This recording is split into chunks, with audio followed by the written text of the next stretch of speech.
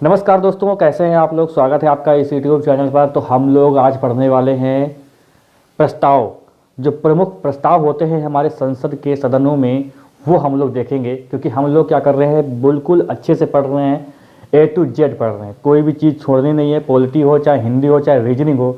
आने वाले समय में हिस्ट्री स्टार्ट करने वाला हूँ, तो उसमें भी कोई भी चीज़ छूटेगी नहीं। ठीक है, तो आइए भाई डाल लेते हैं।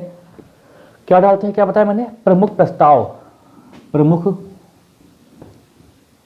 प्रस्ताव। राइटिंग पे जाने की जरूरत नहीं है। अब देखो देखो लिखा ही नहीं सही। अरे प्रस्ताव, ठीक है, प्रमुख प्रस्ताव। तो प्रमुख प्रस्ताव में हम लोग क्या क्या देखेंगे भाई, देख लो भाई क्या क्या देखने वाले हैं। यहीं पर देखो, यहाँ पर नंबर 1 तो अविश्वास प्रस्ताव देखेंगे। अविश्वास प्रस्ताव। नंबर 2 देखेंगे विश्वास प्रस्ताव।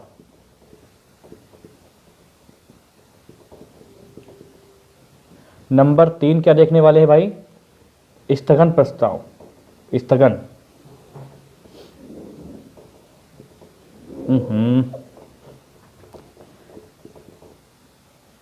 स्थगन प्रस्ताव। और नंबर 4 देखेंगे निंदा प्रस्ताव। निंदा प्रस्ताव। नंबर 5 देखेंगे, क्या बोलते हैं इसको, ध्यान आकर्षण प्रस्ताव। ध्यान आकर्षण।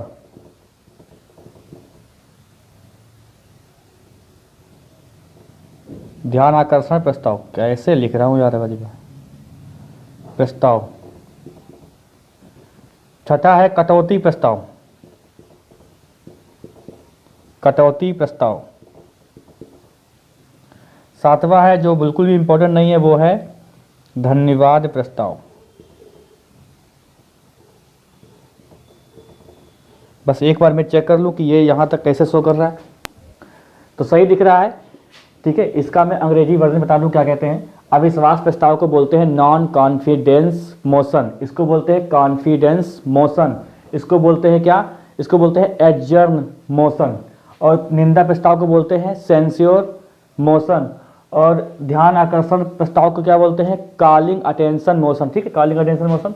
और कटौती प्रस्ताव को क्या बोलते हैं, कट मोशन। तो ठीक है, तो इसको तो जान ही गए होंगे धन्यवाद प्रस्ताव को। तो अविश्वास प्रस्ताव से स्टार्ट करते हैं हम लोग। क्या होता है अविश्वास प्रस्ताव। अविश्वास प्रस्ताव।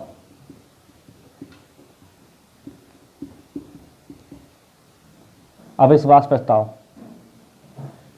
इंपॉर्टेंट है, ठीक है। अविश्वास प्रस्ताव क्या होता है, देखिए पहली बात तो ये लोकसभा में पेश किया जाता है, ठीक है। सिर्फ लोकसभा में आता है ये, लोकसभा में, ठीक है। दूसरी बात है विपक्ष द्वारा लाया जाता है ये, विपक्ष द्वारा, विपक्ष के द्वारा, पहली बात। और दूसरी बात, अविश्वास प्रस्ताव किसके कहाँ लाया जाता है, लोकसभा में लाया जाता है। विपक्ष के द्वारा लाया जाता है। ये जो सत्ता पार्टी होती है ना, इसके लिए लाया जाता है अविश्वास प्रस्ताव, ठीक है।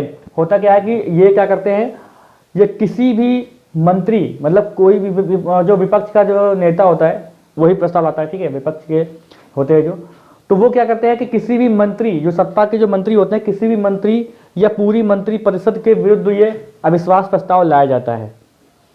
ये पास कैसे होता है, तो जो सदन होता है वहां पर साधारण बहुमत द्वारा ये पास हो जाता है, ठीक है। लिख लो, साधारण बहुमत द्वारा पास होता है ये, साधारण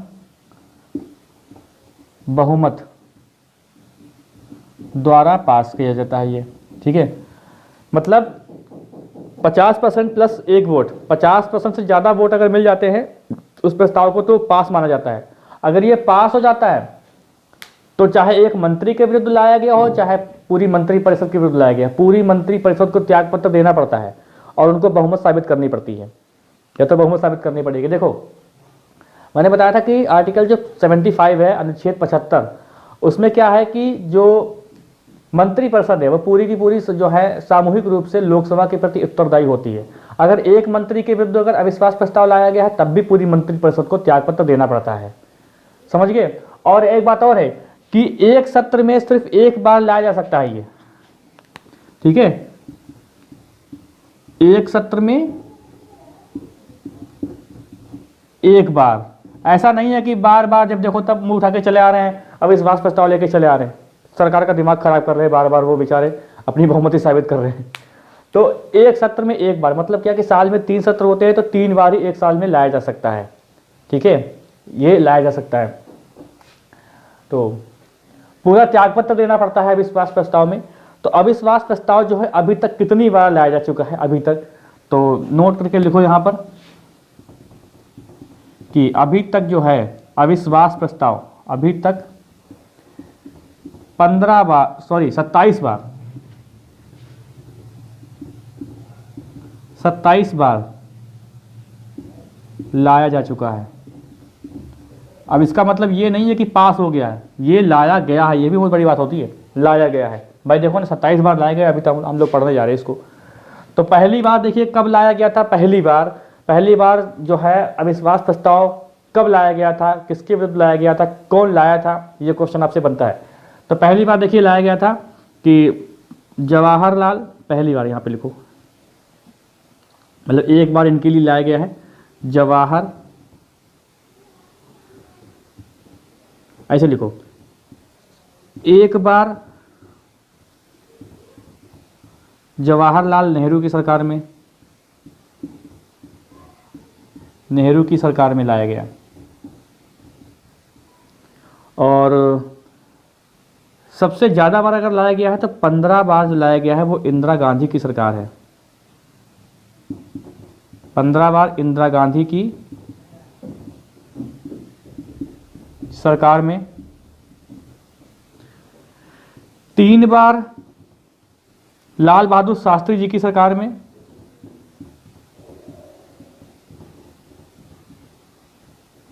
और 3 ही बार क्या है, 3 ही बार किसकी सरकार में भाई, शास्त्री जी की सरकार में, नरसिम्हा की सरकार में, नरसिम्हा की सरकार में, नरसिम्हा राव।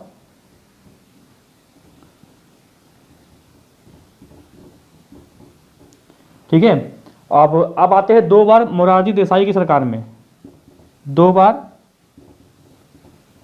मोरारजी की सरकार में, 1 बार राजीव गांधी की सरकार में, राजीव गांधी की सरकार में, अरे सरकार क्या होता है भाई, सरकार लिखो, और 1 बार अटल बिहारी की सरकार में, 1 बार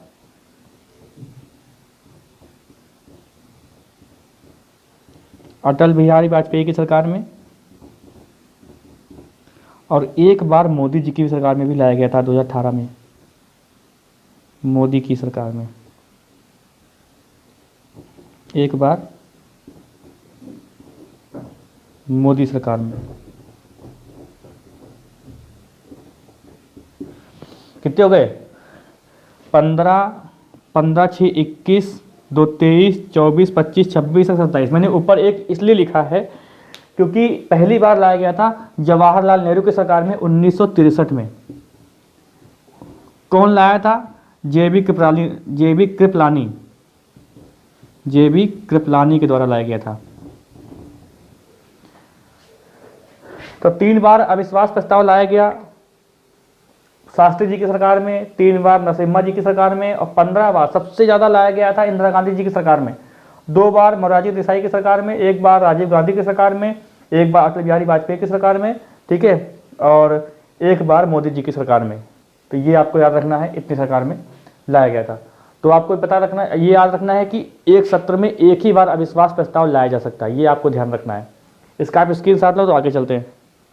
चलिए विश्वास पत्र, अब देखते हैं विश्वास प्रस्ताव, ये वाला यानी कॉन्फिडेंस मोशन।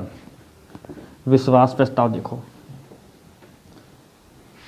विश्वास प्रस्ताव जो है वो भी लोकसभा में ही पेश किया जाता है, ठीक है, और ये जो सत्ता पार्टी होती है उसके द्वारा लाया जाता है विश्वास पत्र, विश्वास प्रस्ताव। तो हेडिंग डालते हैं विश्वास प्रस्ताव।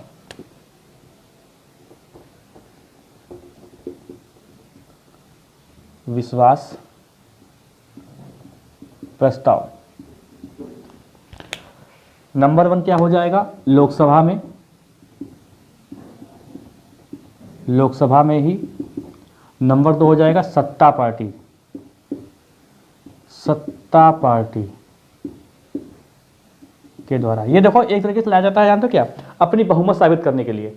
देखिए जब जो भी हर आम चुनाव के बाद जो लोकसभा में जो सत्ता पार्टी होती है, जो आने वाली होती है, वो अपनी बहुमत साबित करने के लिए ये विश्वास प्रस्ताव लाते हैं। ये एक नियम होता है। अच्छा एक बात यहाँ पर एक देखो, अनुच्छेद 118 में मैंने बताया था, कई बार आपको बताया कि अनुच्छेद 118 में संसद जो है अपने नियम बनाती है।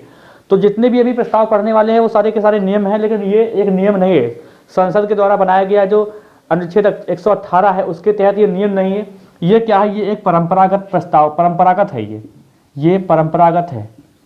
ठीक है, आपसे अगर क्वेश्चन बन जाए कि इसमें से कौन सा परंपरागत है, तो विश्वास प्रस्ताव जो है परंपरागत है। ये जो है अनुच्छेद 118 कहते हैं जो संसद अपना नियम बनाती है उसके तहत नहीं, ये परंपरा चली आ रही है।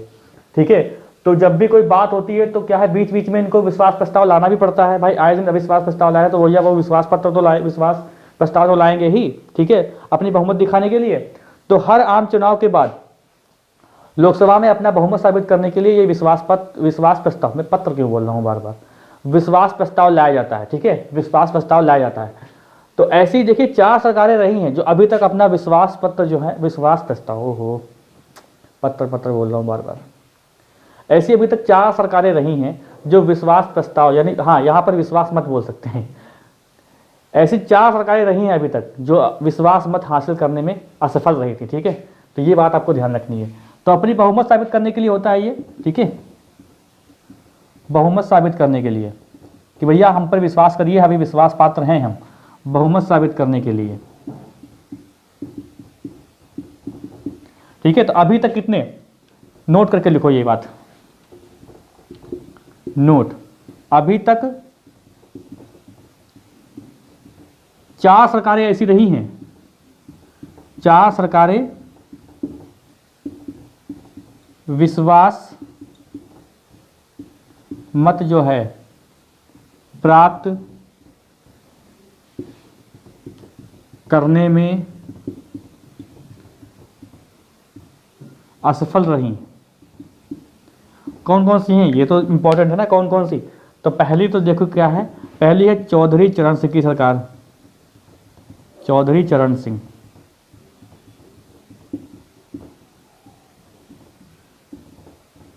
दूसरी क्या है? वीपी सिंह सरकार,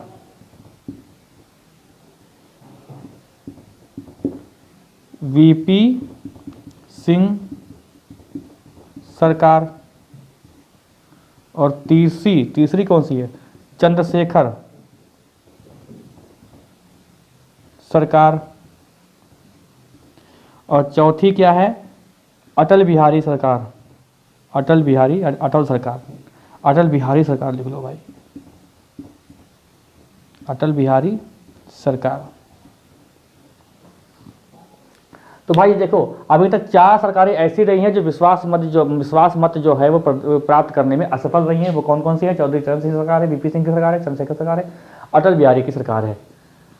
ठीक है, तो इसका आप स्क्रीनशॉट ले लो भाई। आगे चलते हैं, फिर अब देखते हैं स्थगन प्रस्ताव देखते हैं। स्थगन प्रस्ताव को क्या बोलते हैं? Adjournment motion. ठीक है, इसका आप स्क्रीनशॉट ले चुके होंगे। तो ये किसके द्वारा लाया गया था? ये परंपरागत है, ये भी ध्यान रखिएगा। ठीक है, ये जो है नियम के अनुसार नहीं है, संवैधानिक नियम के अनुसार नहीं है, परंपरागत है ये। क्योंकि आपके सामने अगर विकल्प मान लिया आ जाए कि निम्नलिखित में से कौन सा परंपरागत है, ठीक है, तो मान लीजिए आपके पास ये वाला ऑप्शन हो, ये वाला हो, ये वाला हो, ये वाला हो, ये वाला, ये चारों मान लीजिए ऑप्शन आपके पास आए, तो आपको कौन सा टिक करना है? आपको ये टिक करना। ऐसे क्वेश्चन बनते हैं ना पेपर में, तो आपको ये टिक करना है। विश्वास प्रस्ताव जो है ये एक परंपरागत प्रस्ताव माना जाता है इसको। आते हैं स्थगन प्रस्ताव पर, एडजर्नमेंट मोशन। स्थगन प्रस्ताव क्या होता है? स्थगन प्रस्ताव,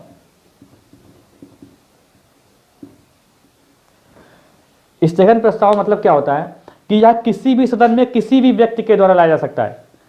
किसी भी सदन मतलब लोकसभा राज्यसभा दोनों, ठीक है। तो किसी भी सदन द्वारा, नंबर 1, किसी भी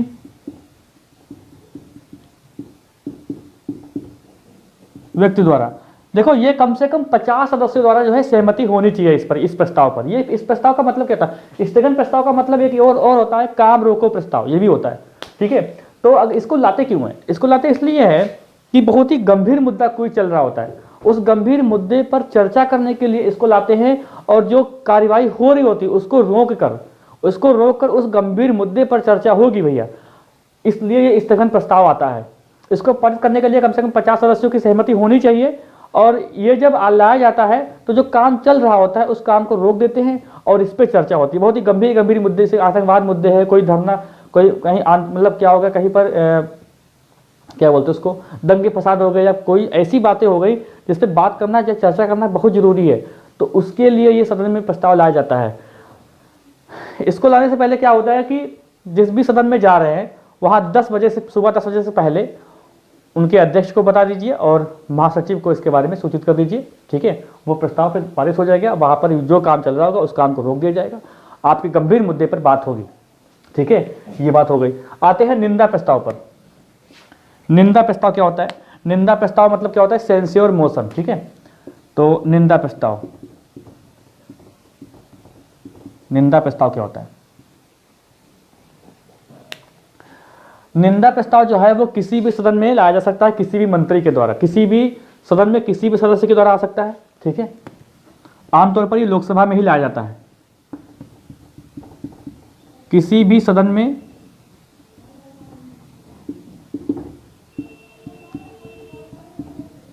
किसी भी सदस्य द्वारा निंदा प्रस्ताव। यह होता क्या है कि एक मंत्री या पूरी मंत्रिपरिषद उसके कार्यों की आलोचना या निंदा करने के लिए यह प्रस्ताव पारित किया जाता है, और इसमें 50 व्यक्ति जो होते हैं वो सहमति जताते हैं कि हाँ भाई इस प्रस्ताव को लाना चाहिए। उसके बाद साधारण बहुमत के द्वारा 50% प्लस 1 वोट या उससे अधिक, ठीक है, उसके द्वारा ये प्रस्ताव पारित हो जाता है। तो इसमें जब ये लाया जाता है तो इसका मतलब ये नहीं है कि पूरी मंत्रिपरिषद को त्याग पत्र देना पड़ जाएगा, ये मतलब नहीं होता है। मतलब ये होता है कि भाई इससे काफ़ी जो है किरकिरी हो जाती है सरकार की, जो सत्ता पक्ष वाले होते हैं उनकी काफ़ी किरकिरी हो जाती है, काफ़ी बेइज्जती और काफ़ी मतलब क्या बोलते हैं, छवि खराब हो जाती है, छवि खराब बोल सकते हैं, छवि खराब हो जाती है जब ये निंदा प्रस्ताव पारित होता है। क्योंकि होता इसलिए होता है क्योंकि उनके में से ही कुछ सदस्य जो हैं इस प्रस्ताव को समर्थन देते हैं। भाई सदन के 50% प्लस वोट होते हैं इस प्रस्ताव को, तब ये पारित होता है। और इसके बाद ये मतलब क्या हुआ कि हम आपकी निंदा करते हैं, आपके कार्यों की निंदा करते हैं, जो भी आपने कार्य किए हैं, मंत्री हो चाहे मंत्रिपरिषद हो, आपके मंत्री या आपके मंत्रिपरिषद के जो विरुद्ध है हम लोग निंदा करते हैं। इसका मतलब ये हुआ त्याग पत्र देना नहीं पड़ता है कि त्याग पत्र दे दो, लेकिन त्याग पत्र देना पड़ सकता है क्योंकि जैसे ही ये पास हो जाएगा उसके बाद अविश्वास प्रस्ताव ले आएंगे वो लोग। अविश्वास प्रस्ताव को भी अगर वोट मिल जाएगा तब उनको भी अविश्वास पत्र देना पड़ेगा, और विश्वास पत्र फिर बोल दिया मैंने, विश्वास प्रस्ताव लाना पड़ेगा, और विश्वास मत अगर प्राप्त नहीं होता तब उनकी सरकार गिर जाएगी।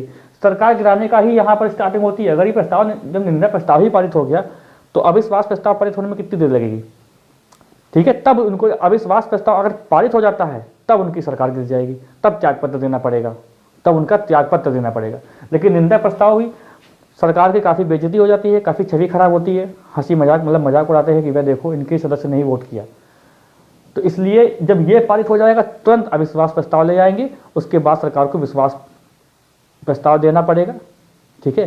तो सरकार गिरने की चांसेस हो जाते हैं। तो आपको ध्यान रखना है, निंदा प्रस्ताव किसी भी सदन में किसी भी सदस्य द्वारा लाया जाता है। किसके लिए ये, इसका काम क्या होता है, काम ये होता है कि जो सरकारें होती हैं उनके कार्यों की निंदा करना होता है, ठीक है। तो इतना हो गया। अब आते हैं ध्यान आकर्षण प्रस्ताव। ध्यान आकर्षण प्रस्ताव क्या होता है, ध्यान आकर्षक आकर्षण क्या होता है, जो भी हो प्रस्ताव, ठीक है। क्या बोलते हैं इसको, कॉलिंग अटेंशन मोशन। अब ध्यान आकर्षक प्रस्ताव ये होता है, इसका मतलब ये होता है कि सदन को जो है लोकहित के मामले में ध्यान आकर्षित कराना, बस इसलिए ये प्रस्ताव पारित होता है, उसके बारे में चर्चा होगी, ठीक है। तो अब आता है कटौती प्रस्ताव, जो है ये इंपॉर्टेंट है। कटौती प्रस्ताव क्या होता है, कटौती प्रस्ताव का मतलब ये होता है कि सरकार द्वारा जो योजना या कार्य हैं, जो उनका कार्यक्रम है, उसके द्वारा जो धनराशि मांगी जाती है उसमें कटौती के लिए ही बनाया गया है कटौती प्रस्ताव। ठीक है, ये होता है कटौती प्रस्ताव। कटौती प्रस्ताव सरकार भाई आई है, ठीक है, धन विधेयक या वित्त विधेयक के तहत क्या हुआ कि वो अपनी योजना, अपने कार्यक्रम के लिए कुछ धनराशि मांगना चाहती है, लेना चाहती है। तो इसमें कटौती करने के लिए ही ये क्या होती है, ये आपका कटौती प्रस्ताव लाया जाता है। ये सिर्फ और सिर्फ लोकसभा में लाया जाता है। ठीक है, लोकसभा में ही लाया जाता है, किसी भी सदन में नहीं, लोकसभा में। तो कटौती प्रस्ताव समझ गए ना कि ये मतलब क्या है कि उनकी धनराशि में कटौती करने के लिए ये कटौती प्रस्ताव लाया जाता है। ये 3 प्रकार से होते हैं। कटौती प्रस्ताव कितने प्रकार के होते हैं? 3 प्रकार के होते हैं कटौती प्रस्ताव। तो नंबर 1 तो ये होता है, नंबर 1 क्या होता है कि नीतिगत कटौती। क्या बोलते हैं? नीतिगत।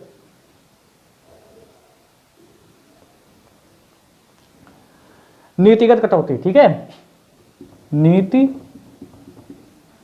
कटौती।